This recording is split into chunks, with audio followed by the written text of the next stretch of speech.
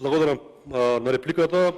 Не се согласувам дека треба да се крати од капитални трошоци, од капитални инвестиции, затоа што сметам дека, како што кажав и претходно, капиталните инвестиции треба да бидат мотор на развој на економската страна на општеството. А кога велите дека сте се откажали од непродуктивни трошоци, еве ќе ви кажам какво е тоа откажување. Например, расходи за стоки и услуги се планирани во овој ребаланс во износ од околу 22,3 милиарди денари, односно 362,6 милиони евра, што е за 35 милиони евра повисоко во однос на иницијалниот буџет.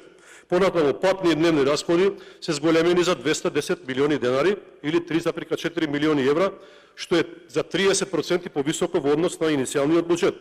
Понатаму, кај ставката 465 исплата по извршни исправи зголемена е за 600 милиони денари или 9,8 милиони евра. 400% зголемување во однос на иницијалниот буџет. Каде се трошат овие пари, колега?